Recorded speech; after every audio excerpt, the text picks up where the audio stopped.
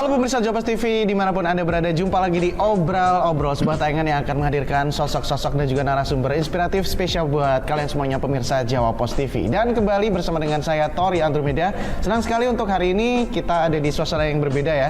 Dimana kalau biasanya di studio, kali ini saya ada di ruang rapat paripurna DPRD Kota Madiun. Dimana untuk hari ini kita akan ngobrol-ngobrol bersama dengan bukan satu, bukan dua, tapi tiga sosok penting di kursi pemerintahan DPRD Kota Madiun. Tentunya untuk hari ini merupakan pertemuan pertama saya bersama dengan Ketua DPRD Kota Madiun dan juga Wakil Ketua DPRD Kota Madiun untuk periode 2024-2029. Langsung saja kita akan sambut, ini dia Ketua DPRD Kota Madiun dan juga Wakil Ketua DPRD Kota Madiun, ada Bapak Armaya. Kemudian ada juga Bapak Sutardi dan juga Bapak Istono. Assalamualaikum warahmatullahi wabarakatuh, Bapak. Waalaikumsalam warahmatullahi wabarakatuh. Apa kabar Bapak-bapak? Alhamdulillah. Alhamdulillah. Tetap sehat, tetap semangat ya Pak ya. Amin. Tadi datang tuh udah wah semangat banget ini pagi-pagi ya. Terima kasih banyak sudah menyempatkan waktu untuk ngobrol-ngobrol bersama Jawa Post TV, dan tentunya kita mengucapkan selamat atas terpilihnya Bapak-bapak semuanya menduduki kursi sebagai Ketua DPRD Kota Madiun dan juga Wakil Ketua DPRD Kota Madiun untuk periode 2024-2029. Pak Yaya, Pak Sutardi dan juga Pak Istono. Selamat Pak. Dan pastinya kita juga pengen tahu Pak, untuk Pak Armaya dulu atau Pak Yaya ya, saya panggilnya Pak Yaya aja biar akrab lah. Pak Yaya, gimana sih sebenarnya kiat-kiat Anda untuk menjaga kepercayaan masyarakat gitu? Ini kan juga duduk di kursi DPRD Kota Madiun bukan kali pertama lah. Pengalamannya udah banyak sekali di pemerintahan, khususnya di legislatif gitu. Khususnya menjaga kepercayaan masyarakat dan juga konstituen selama mengemban Ketua DPRD Kota Madiun. Ini apa sih kiat-kiatnya dalam menjaga kepercayaan itu, Pak? Oke, terima kasih Mas Tori. Assalamualaikum warahmatullahi wabarakatuh. Waalaikumsalam. Selamat pagi, salam sejahtera untuk pemirsa Radar TV, Jawa Post TV. Jawa Post TV ya. Jawa Post TV, terima kasih atas waktunya. Seperti yang jenengan sampaikan tadi ya, Mas Tori, masih muda. Saya kira itu mengalir ya. Jadi mengalir ya, kepercayaan yang diberikan masyarakat kepada saya itu tentunya harus kita rawat, kita jaga, kita maintenance, sehingga apa yang menjadi kemauan, keinginan masyarakat atau konstituen itu paling enggak bisa terakomodir, meskipun tidak secara keseluruhan. Itu yang pertama. Yang kedua, bagaimana kita merawat ya tim maupun konstituen dan basis, itu intinya itu. Yang ketiga, tentunya dengan pola reses yang sekarang ini kita harus bisa memberikan informasi kepada masyarakat, konstituen maupun tim terkait apa yang harus kita lakukan. Tentunya intens berkomunikasi, berkoordinasi, sehingga mereka tidak merasa ditinggalkan, dibuang, bahkan kita berusaha untuk menyerap aspirasi mereka kepada kami. Gitu, Mas Tori. Oke, jadi memang tetap konsisten dalam menjaga kepercayaan masyarakat itu ya, sering berjalannya waktu pada akhirnya masyarakat bisa melihat kinerja dari panjenengan semuanya di kursi DPRD Kota Madiun khususnya ya, Pak Yaya. Betul. Nah, saya ke Pak Sutardi juga nih. Pak Sutardi juga salah satu politisi yang dari segi usia cukup senior ya, paling senior bahkan.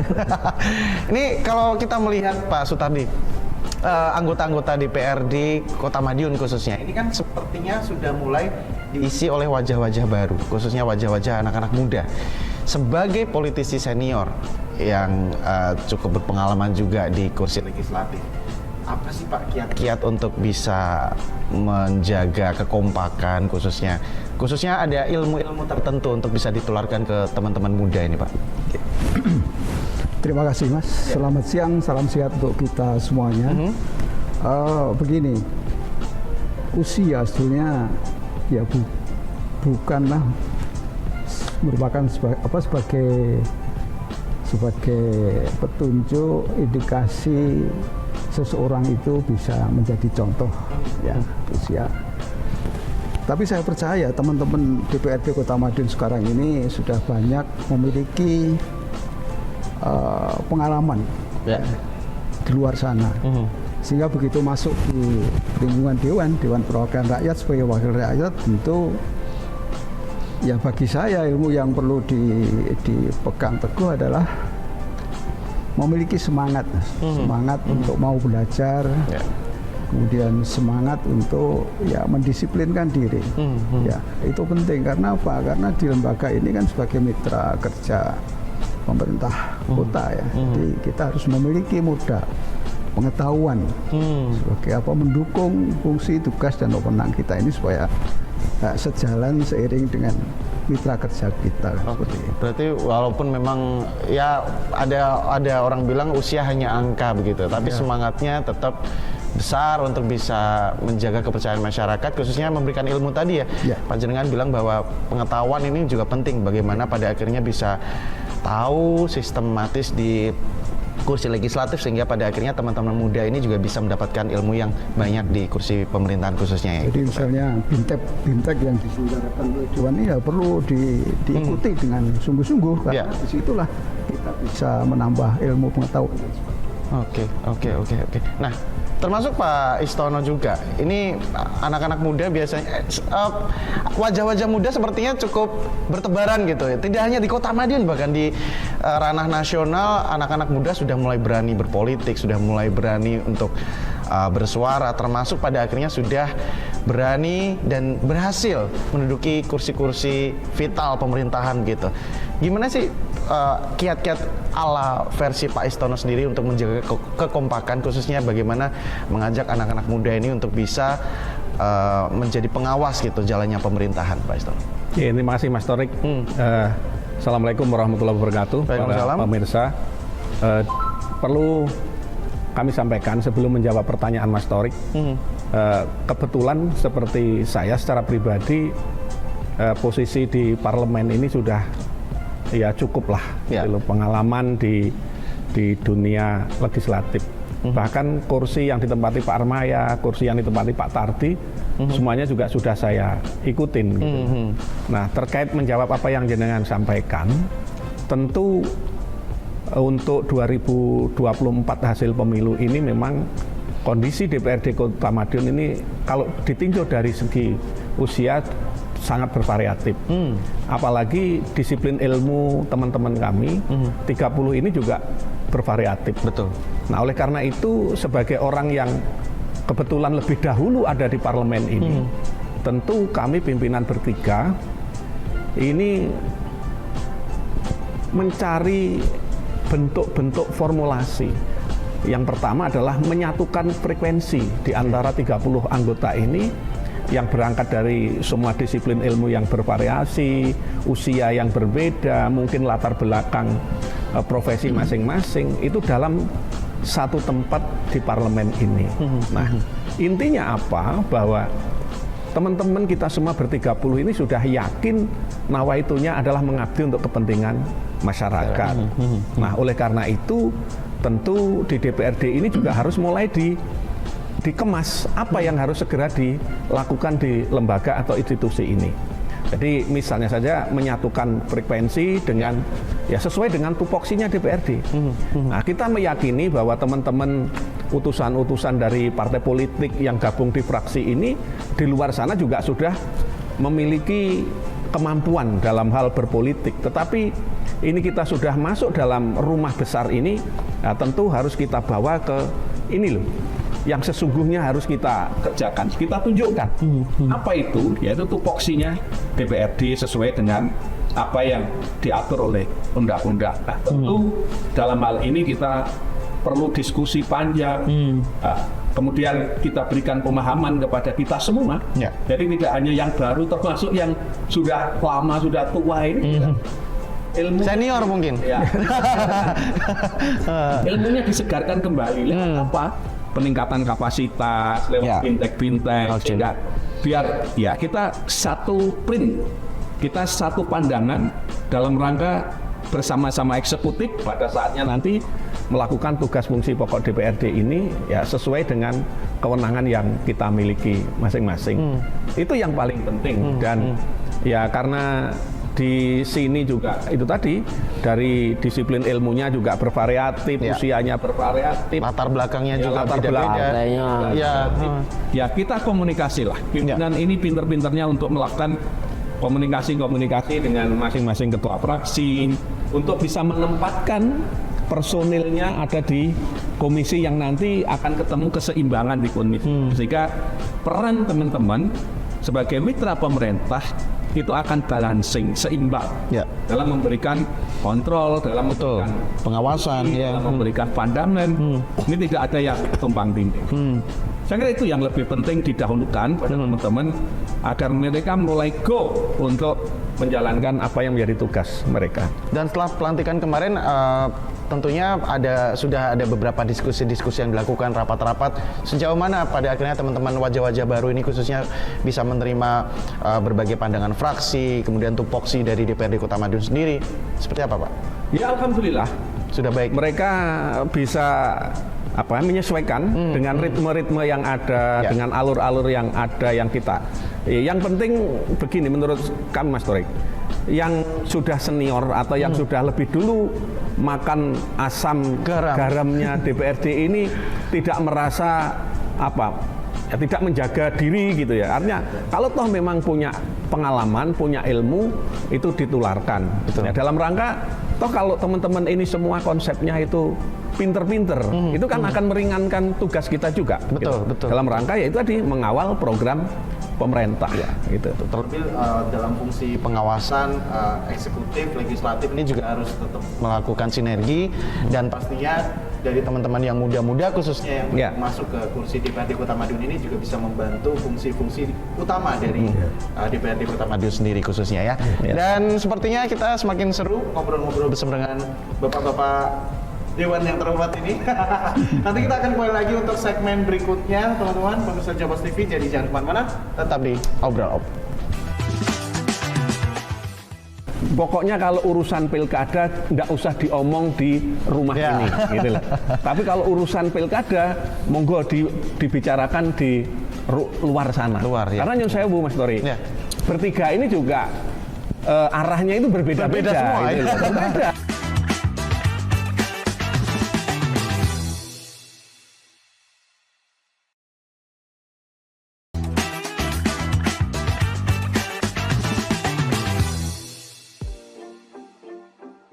Oke pemirsa Jawa Post TV, kembali lagi di Obrol dan masih juga bersama dengan para anggota Dewan Ketua DPRD Kota Madiun dan juga Wakil Ketua DPRD Kota Madiun. Masih semangat Pak ya?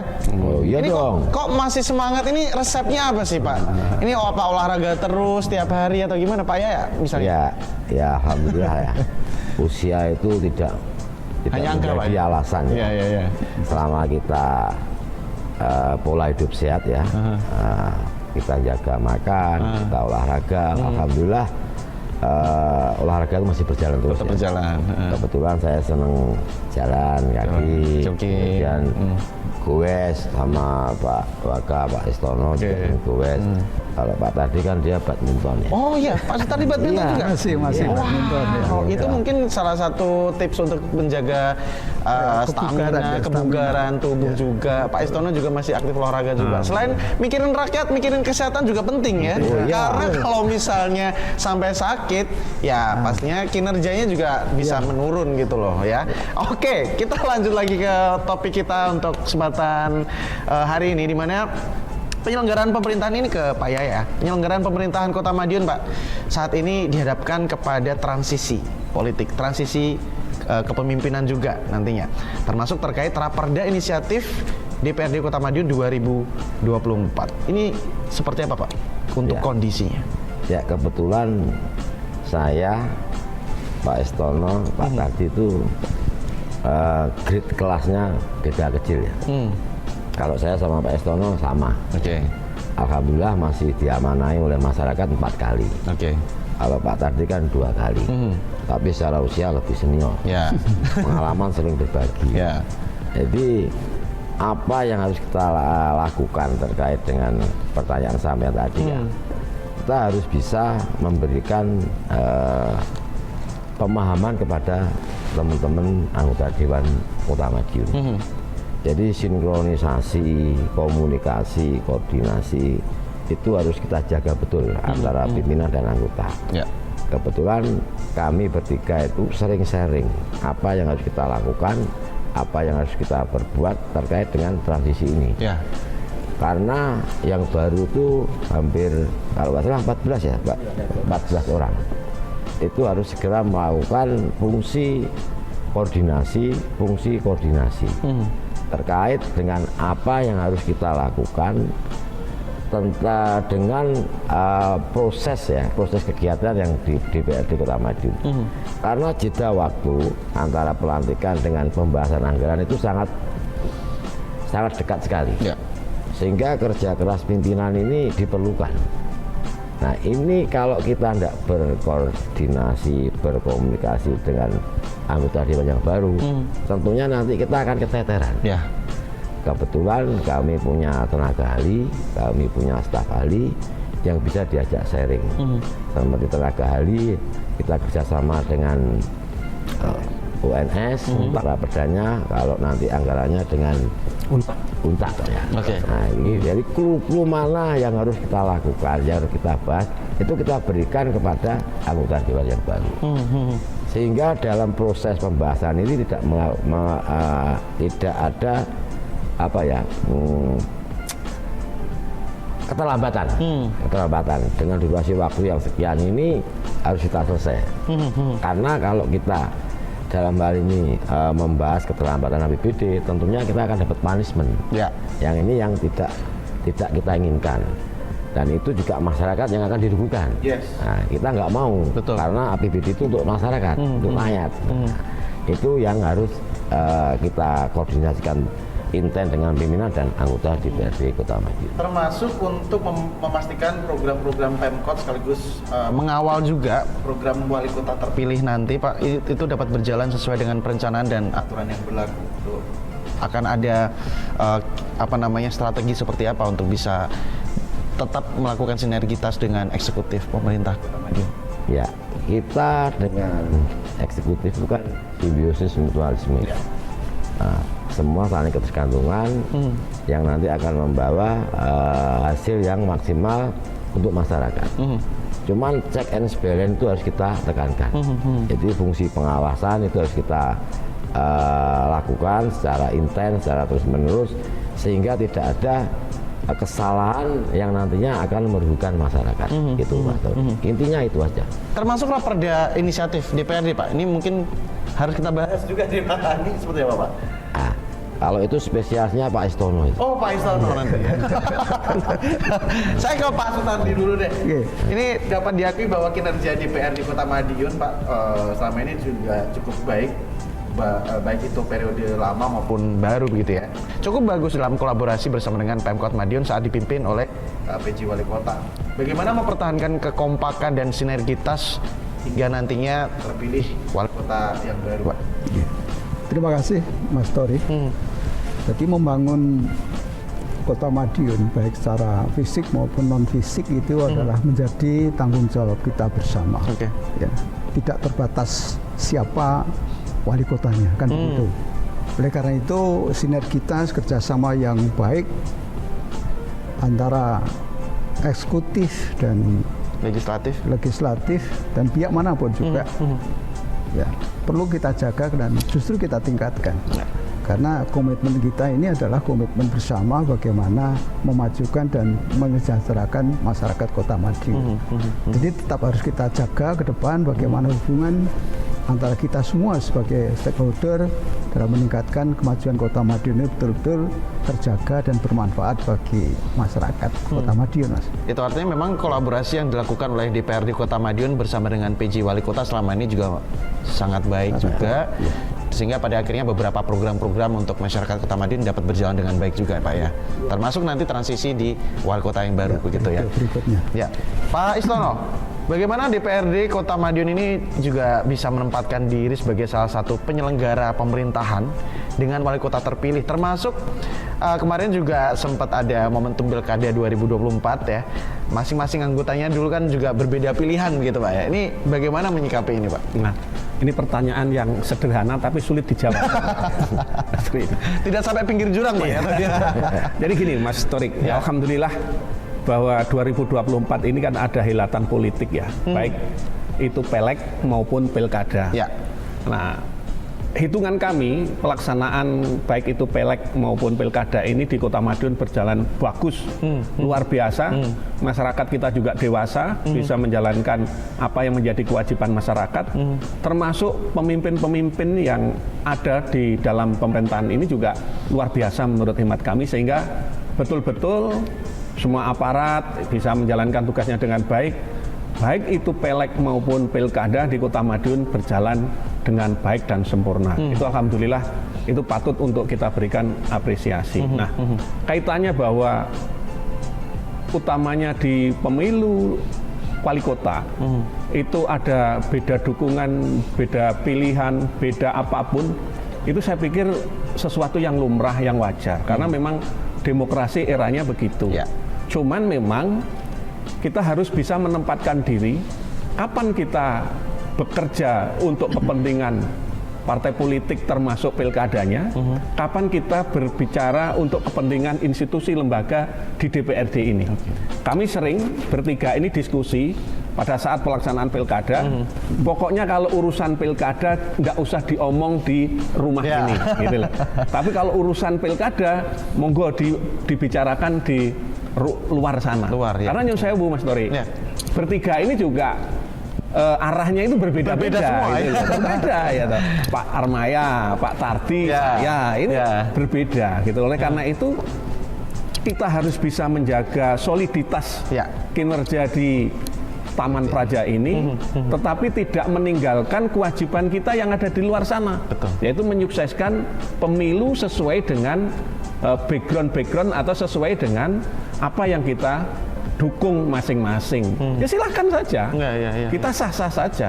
Tetapi begitu ini sudah selesai, ya sudah, kita kembali lagi di satu atap ini, yaitu parlemen. Nah, kaitannya dengan itu semua tentu Mas Tori, dan kita tidak menutup mata, intrik-intrik di masyarakat itu juga ada, juga banyak. Tidak bisa kita hindari, tidak bisa kita pungkiri itu. Karena bahkan sekarang ini kalau kita bisa mensetir apa yang disampaikan Pak Presiden, pilkada mahal kan itu. Mungkin bisa kembali nanti dipilih dewan lagi. Lah ini kan lagi hangat dibicarakan di sana ya.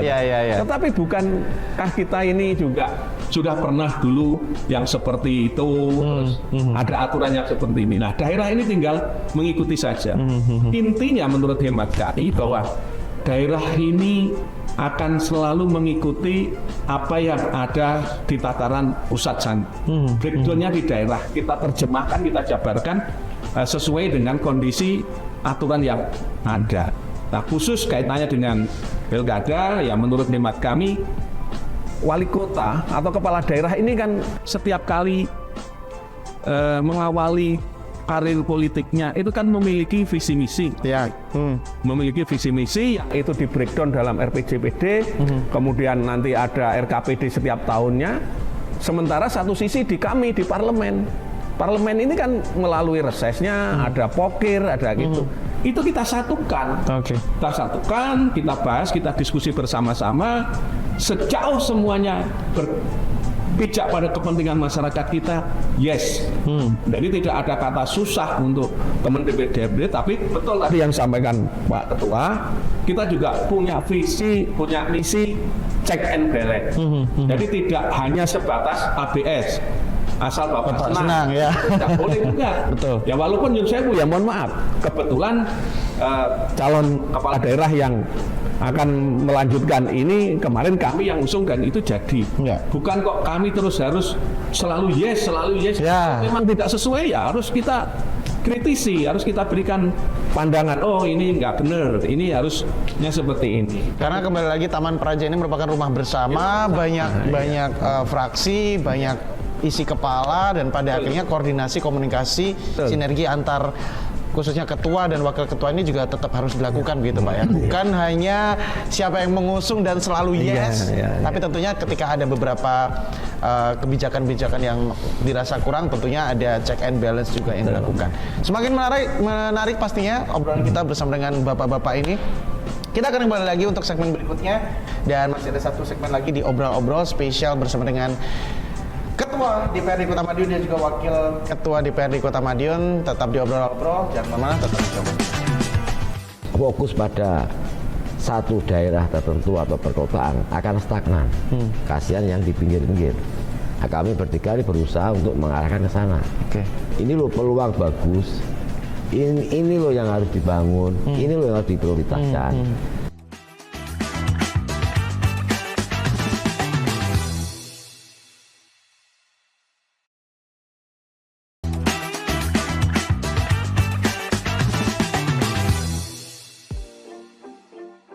Kembali lagi di obrol-obrol pemirsa Jawa TV, dan masih juga bersama dengan Ketua DPRD Kota Madiun dan juga Wakil Ketua DPRD Kota Madiun. Ada Pak Yaya, ada Pak Sutardi dan juga Pak Istono. Masih di gedung DPRD Kota Madiun, bukan di studio. Yang ternyata enak juga ya, ini adem gitu Pak ya. Ini kalau misalnya pemirsa Jawa TV penasaran sama gedung DPRD Kota Madiun di Taman Praja, ya ini gedungnya gitu ya. Boleh mampir di sini boleh. Oh boleh, nggak apa-apa? Oh, boleh. Ini rumah rakyat. Ini rumah rakyat, terbuka berarti ya. Jadi tidak ditarik bayaran malah. Tidak ditarik bayaran. Dan kalau penasaran siapa saja wajah-wajah yang mewakili aspirasi rakyat, mewakili aspirasi masyarakat, ya ini salah satunya. Ini malah pimpinan-pimpinannya ya. Oke, langsung kita kembali ke pertanyaan yang berikutnya. Pak Yaya, sebagai koordinator Komisi 3 ya, yang membidangi infrastruktur dan pembangunan khususnya, ini apa sih Pak koreksi dari DPRD Kota Madiun terhadap pembangunan yang berjalan pada 2024 kemarin, dan mungkin ada saran dan rekomendasi seperti apa pembangunan Kota Madiun ke depan? Boleh mungkin pembangunan secara infrastruktur fisik maupun non fisik. Iya, terima kasih Mas Tom. Ya. Jadi kebetulan saya ini jadi koordinator Komisi 3 itu kurun waktunya tidak full. Karena kami dilantik 26 Agustus ya. 26 Agustus itu proses pembangunan sudah berjalan. Ya kan? Dulu koordinatornya bukan saya. Saya meneruskan terkait dengan koordinator Komisi 3 ya. Yang membidangi salah satunya pembangunan. Dalam berjalannya itu kami juga melakukan fungsi kami ya, fungsi pengawasan. Nah, fungsi pengawasan itu harus kita terapkan secara betul-betul, secara implisit itu harus dilakukan melalui sidak, melalui FGD dan lain sebagainya. Karena apa? Karena fungsi ini kalau kita tidak sampaikan ya, kita tidak terapkan secara maksimal ya percuma.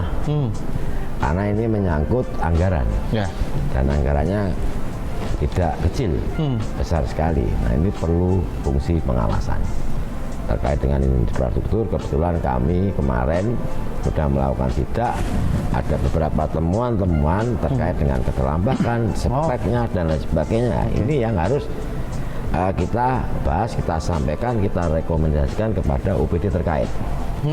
Jangan sampai harapan kami ya semua proses pembangunan di Kota Madiun itu harus berjalan dengan lancar, berjalan dengan baik, sesuai dengan target yang ditentukan oleh pemerintah kota. Nah ini yang perlu. Jangan sampai targetnya terpenuhi tapi speknya tidak terpenuhi, sama aja bohong. Harusnya 10 tahun bertahan. Kalau speknya kita awasi hanya sekian tahun. Nah, ini yang dirugikan kan masyarakat lagi. Yang dirugikan oleh pihak pelaksana. Nah ini yang harus ada pengawasan ketat terkait dengan proses pembangunan infrastruktur di Kota Madiun. Nah kebetulan kemitraan ini kita selalu menjaga. Kita menjaga ya salah satunya ya program forum grup diskusi tadi. Itu harus kita lakukan. Karena untuk menjembatani, untuk menginformasikan, memberi saran pendapat kepada mitra kerja. Jangan sampai ini terjadi sudah terlambat. temuan ini akan merugikan. Ya. Kalau ini masuk pidana kan kasihan juga. Nah, kalau masuk denda ya kasihan juga. Ya. Harusnya dia pelaksana itu untung sekian juta, akhirnya dengan denda dia jadi nggak untung. Itu artinya apakah memang sudah berjalan baik untuk infrastruktur dan pembangunan di Kota Madiun untuk saat ini, Pak? Ya, harapan saya pemerataan pembangunan itu penting. Jangan kita melihat hanya di tengah kota aja. Oke. Ya, di pinggir-pinggir kota harus kita lakukan. Ya mudah-mudahan nanti di 2025 itu tidak terjadi ini. Karena kalau itu fokus pada satu daerah tertentu atau perkotaan akan stagnan. Kasihan yang di pinggir-pinggir. Nah, kami bertiga ini berusaha untuk mengarahkan ke sana. Oke. Ini loh peluang bagus. Ini loh yang harus dibangun. Ini loh yang harus diprioritaskan. Sehingga masyarakat Kota Madiun itu secara komprehensif bisa menikmati hasil pembangunan yang anggarannya dari APBD. Itu artinya memang saran dari Pak Yaya sendiri juga pemerataan ini menjadi salah satu fokus penting ya, bagaimana pada akhirnya pembangunan infrastruktur tidak hanya di satu titik saja tapi di beberapa titik di Kota Madiun begitu ya. Betul. Oke. Saya ke Pak Istono. Pak, sama halnya dengan Pak Yaya tadi ya sebagai koordinator Komisi 2, apa yang perlu dikoreksi dari hasil kinerja mitra kerja Komisi 2 selama ini dan saran seperti apa ke depannya? Ya. Jadi kalau di Komisi 2 kebetulan Mas Tori, saya memasuki ke periode yang keempat ini kebetulan selalu ada di Komisi 2 yang membidangi pelayanan untuk masyarakat. Seperti pelayanan pendidikan, pelayanan kesehatan, kemudian kaitannya dengan bansos, kaitannya dengan potensi keuangan kita. Nah, itu ada di kami. Nah, terkait dengan itu, apa yang sering kita lakukan adalah contoh kaitannya pelayanan kesehatan. Kira-kira apa yang dibutuhkan oleh mitra kita? Oh Pak, ingat saya pada tahun 2012 kita itu dulu sebelum ada BPJS pernah ada Jamkes Masta, jaminan masyarakat semesta. Jadi tidak kaya tidak miskin warga kita itu dijamin kesehatannya. Gitu. Jadi kemudian diikutin oleh pemerintah secara nasional itu BPJS itu. Kita sudah.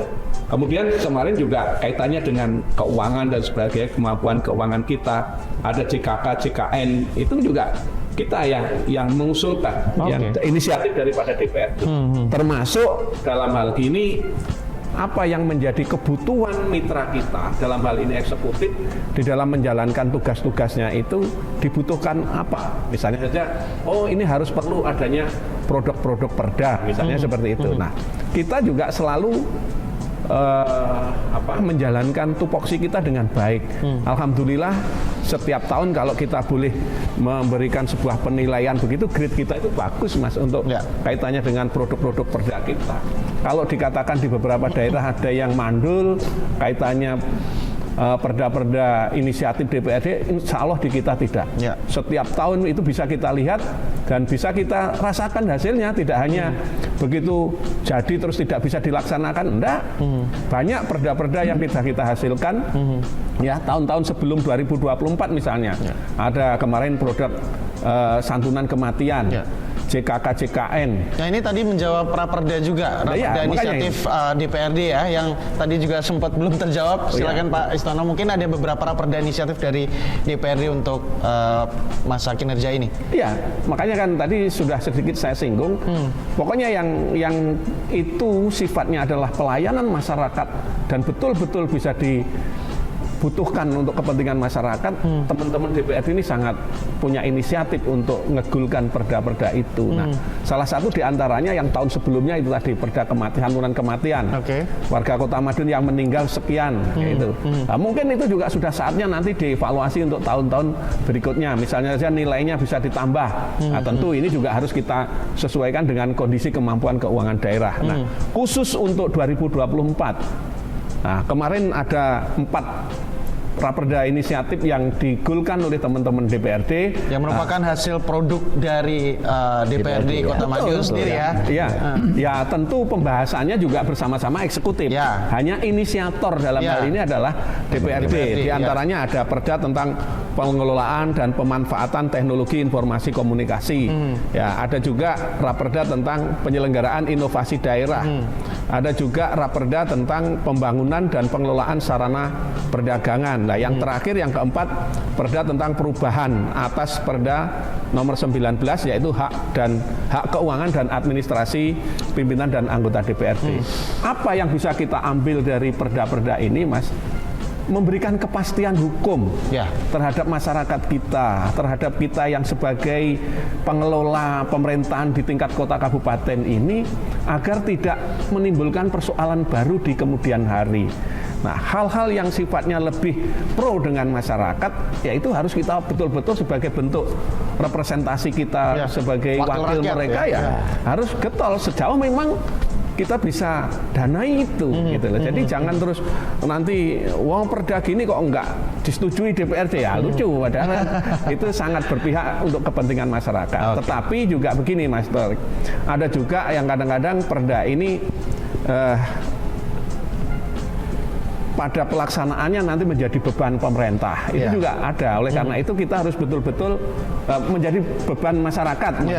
Bukan beban menjadi beban masyarakat. Ya, ini yang kita harus betul-betul hati-hati dalam memaknai, membahas, mendiskusikan hal-hal semacam itu. Jangan sampai maksud kita misalnya satu saat kita butuh PAD kita. Pendapatan asli daerah ini naik, katakanlah seperti itu. Tetapi ini harus ditopang dengan perda-perda yang membebani masyarakat. Nah, itu tentu tidak kita kehendaki yang seperti itu.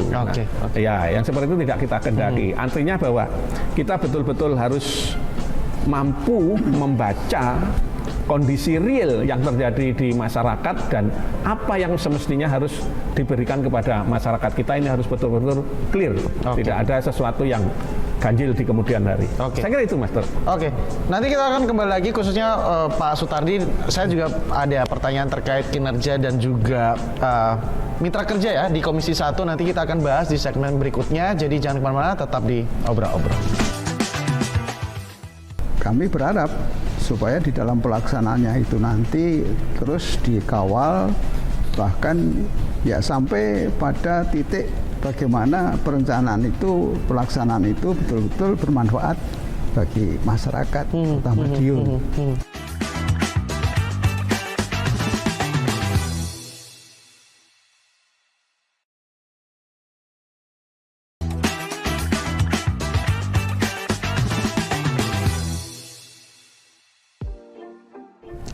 Oke, pemirsa Jawapos TV, kembali lagi di Obrol Jawapos TV, dan langsung saja saya ke Pak Sutardi ya. Pak Sutardi, serupa dengan Pak Yaya dan juga Pak Istono, sebagai koordinator Komisi 1, apa yang perlu dikoreksi dari hasil kinerja mitra kerja Komisi 1 selama tahun ini dan saran untuk kedepannya? Terima kasih Mas Tori. Jadi saya mendapatkan amanah sebagai koordinator Komisi 1 itu tentu agak beda dengan beliaunya berdua.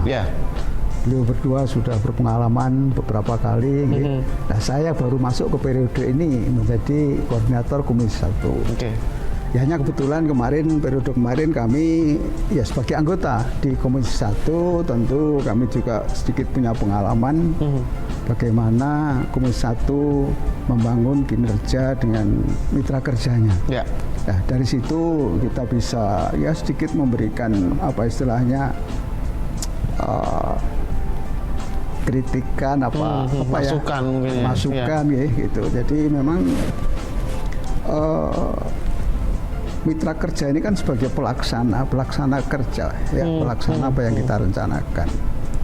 Oleh karena itu ya kami berharap supaya di dalam pelaksanaannya itu nanti terus dikawal, bahkan ya sampai pada titik bagaimana perencanaan itu, pelaksanaan itu betul-betul bermanfaat bagi masyarakat, terutama Madiun.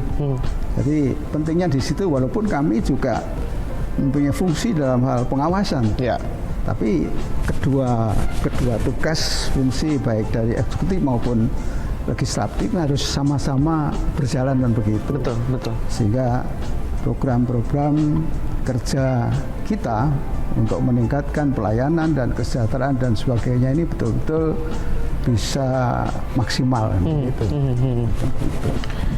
Nah, kemudian saran saya ya tetap kita membangun komunikasi yang lebih intens ya. Jadi artinya apa, bahwa apa yang terjadi di lapangan sana dengan apa yang kita hasil dari pengawasan kita ini betul-betul saling sinergi sehingga mengawal pembangunan di Kota Madiun ini betul-betul efektif dan efisien kan begitu Mas Ter.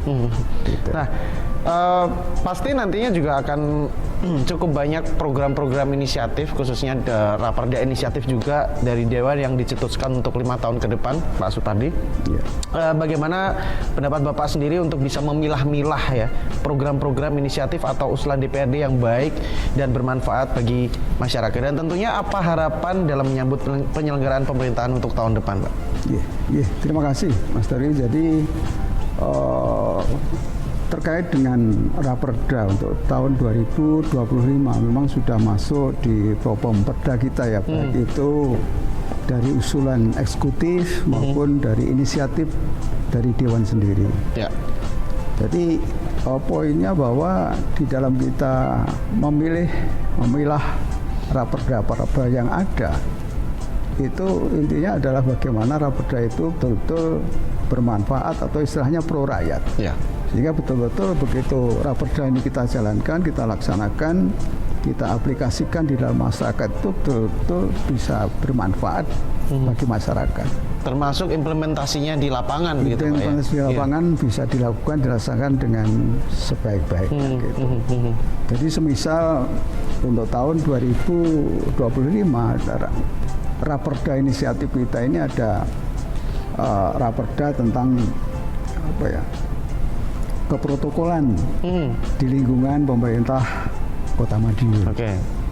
Kemudian juga ada Raperda tentang penyelenggaraan kota cerdas, Smart City ya, Smart City Madiun. Jadi ini kan pro rakyat. Dan adanya Raperda tentang penyelenggaraan keterbukaan informasi publik. Ini juga sangat bermanfaat bagi masyarakat, adanya ya istilahnya ya open management lah, istilahnya seperti itu, sehingga kita saling bisa memberikan saran, masukan, koreksi baik dari masyarakat, dari internal, kita semua bisa betul-betul terjamin dengan baik. Gitu Mas Teri. Seperti yang tadi juga saya mengutip dari apa yang sempat dikatakan sama Pak Istiono, bahwa ada mungkin sempat terjadi mungkin di beberapa daerah Raperda yang mandul dalam tanda kutip. Konsepnya baik untuk masyarakat, tapi implementasinya di lapangan cukup susah untuk dilakukan dan bahkan mungkin tidak efektif seperti itu. Itu artinya memang fungsi dari pengawasan eksekutif, legislatif ini sinergitasnya memang harus terjaga dengan baik, termasuk mengajak kerjasama masyarakat juga agar Raperda yang sebenarnya baik untuk masyarakat ini juga bisa terselenggara dengan tepat sasaran begitu ya. Saya ke Pak Istiono. Masing-masing anggota DPRD tentu ini punya kepentingan politik pribadi ya Pak Istiono ya. Nah, sebagai pimpinan Dewan, hal apa sih yang semestinya dilakukan untuk menjaga harmonisasi antara legislatif dan eksekutif, termasuk harapan ke depan menyambut penyelenggaraan pemerintahan di 2025? Ya, jadi gini, ada dua hal yang harus kita sampaikan pada kesempatan ini. Bagaimana kita sebagai anggota DPRD bisa menempatkan diri kita kapan kita berbicara persoalan politik internal kita. Ya, jadi misalnya kelompok-kelompok yang ada di sini kan semua berangkat dari partai politik. Ya. Jadi kapan saatnya kita berbicara untuk kelompok kita, kapan berbicara untuk kepentingan general, untuk kepentingan lembaga ini yang endingnya adalah bisa dirasakan oleh masyarakat kita. Ini harus betul-betul bisa dilakukan itu. Jangan di apa istilahnya gegabah gitu loh. Waktunya kita tidak ngomong menonjolkan kepentingan kelompoknya ini ujung-ujungnya nanti pasti akan memaksakan kehendak. Ini yang tidak kita kehendaki. Nah, kaitannya kepada pemerintahan ke depan, ya tentu hilatan legislatif sudah selesai, sudah berakhir, hilatan pilkada juga sudah selesai, sudah berakhir. Insya Allah beberapa saat lagi siapa kepala daerah terpilih yang nanti melanjutkan pemerintahan ini juga sudah ada. Ya mari kita sama-sama kembali kepada koridor kita masing-masing. Yang legislatif juga menjalankan tupoksi sebagai legislatif, yang eksekutif juga seperti itu, sehingga jangan sampai pelayanan kita nanti akan berantakan, tidak memberikan pelayanan yang terbaik kepada masyarakat, akhirnya masyarakat menjadi korban, itu tentu tidak kita harapkan. Nah, kuncinya dalam hal ini satukan hati, sinergisitas untuk menatap masa depan yang lebih baik.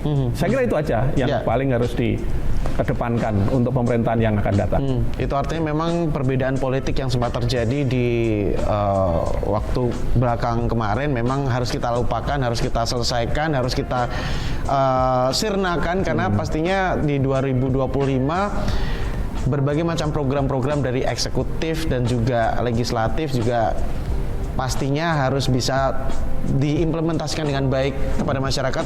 Jangan sampai ada kepentingan pribadi yang pada akhirnya mengganggu kinerja dari masing-masing peran dari legislatif, khususnya ya sebagai check and balance, pengawas tadi ya. Ada satu hal yang perlu saya sampaikan tadi, Mas Tori, yaitu fungsi yudikatif. Nah, tentu ini juga tidak terlepas dari kebersamaan di antara pemerintahan itu sendiri. Jadi ada eksekutif, legislatif, dan yudikatif. Sering-sering untuk duduk dalam satu meja, menata masa depan yang lebih baik. Saya gitu. Sekarang terakhir ke Pak Ketua, Pak Armaya, Pak Yaya, tantangan yang akan dihadapi anggota DPRD Kota Madiun tentunya tidak mudah ya, apalagi untuk 2025. Belum tahun baru sudah mulai ada katanya kemarin kenaikan pajak lah, belum lagi beberapa permasalahan-permasalahan nasional yang mungkin juga akan merembet ke daerah seperti itu, khususnya dalam hal penyelenggaraan pemerintahan. Salah satunya Kota Madiun yang tentunya harus mampu bersinergi dengan program Pemprov dan juga pemerintah pusat. Nah, sikap seperti apa yang mesti dilakukan sebagai ketua untuk masalah ini, dan tentunya lagi-lagi harapan ke depan untuk komposisi anggota dewan di periode ini. Silakan. Terima kasih Mas Tori. Ini pertanyaan angel dijawab. Iya, karena tentunya daerah, kota, kabupaten ini juga harus berkoordinasi, bersinergi juga dengan Pemprov, dengan pusat dan lain-lain. Ini berkaitannya dengan program kegiatan eksekutif. Karena harus dilalui dengan rencana kerja mulai dari pusat, provinsi, dan daerah. Semua harus linear. Ini berkaitan dengan rencana pembangunan kita. Nanti kan diimplementasikan lewat RKPD. RKPD rencana kerja pembangunan daerah. Ini harus linear. Program-programnya apa? Harus linear dengan Pemprov dan pusat. Ini harus karena undang-undang. Dan itu harus dilaksanakan. Tapi tidak semuanya itu harus direalisasi, ada skala prioritas. Itu yang harus kita lakukan terkait dengan sinergitas antara program Pemprov dan pusat. Itu harus. Nah, ini insya Allah nanti bisa terrealisasi asal ada payung hukumnya. Payung hukumnya sudah jelas. Nanti kita program kegiatan sudah kita bahas semua, dan tentunya tidak mungkin pemerintah kota itu lalai untuk menjalankan apa yang diputuskan oleh presiden. Itu yang untuk itu yang terkait dengan kinerja. Kata saya di DPRD itu cukup bagus. Jadi penilaian sakitnya itu 87,25. Ini sesuatu yang harus kami apresiasi terhadap kinerja teman-teman di DPRD maupun dari sekolah. Insya Allah nanti kita pesankan, kita akan membuat membangun chemistry yang lebih baik lagi terhadap anggota dewan dan sekwan, juga kepada eksekutif. Karena membangun chemistry itu tidak mudah. Tentunya harus melalui komunikasi, koordinasi, lobby-lobby secara formal maupun informasinya di dalam itu. Dan ini sudah bisa kita lakukan. Alhamdulillah Pak Wakasati dan Pak Ketua itu juga sering berkomunikasi dengan teman-teman alumni. Harapannya ke depan di 2025 ini ya kita harus berani melakukan terobosan untuk berinovasi, untuk berekspresi. Yang penting harus kita jaga kapabilitas dan integritas biar kita tidak ada masalah di kemudian hari. Insya Allah ini bisa kami perbuat. Apa yang harus kita lakukan tidak melanggar aturan. Kuncinya itu. Jadi kalau kita mau husnul khotimah di kemudian hari, ya, harus melalui prosedur yang benar. Jangan sampai kita nengok sana, nengok sini, ada tembok harusnya tidak boleh ditabrak, ya kita tabrak itu nanti akhirnya fatal. Insya Allah kami bertiga selalu mengingatkan kalau ini salah, ayo diperbaiki, kalau ini benar, ayo diteruskan yang lebih baik. Target paling cepat yang akan dilakukan, yang akan langsung digas oleh DPRD Kota Madiun sebagai Ketua DPRD Kota Madiun, Pak Yaya, apa? Ya. Karena 2025 sudah di depan mata ini. Ya, itu yang kira tadi ada raperda atau tidak raperda. Ya, itu yang harus kita gas dulu. Terkait dengan lainnya, saya kira mengikuti apa yang menjadi program kegiatan kota. Karena kita tidak bisa berdiri sendiri, pemerintah kita tidak berdiri sendiri. Apa yang disampaikan Pak Eksono yang harus kita lakukan sinergitas antara legislatif, eksekutif, dan yudikatif. Itu harus karena kalau ini tidak kita lakukan komunikasi yang intens, koordinasi yang intens, tentunya nanti ada permasalahan segera bisa di minimalisir. Jadi targetnya itu ke depannya ya ada saya sakitnya tuh naik. Kalau saya sampaikan di 87,25 berarti ya di 2025 paling enggak bisa menembus 90. Nah ini nanti akan kita komunikasikan dengan pimpinan kedua ini agar sakit itu tidak melorot tapi justru naik. Oke.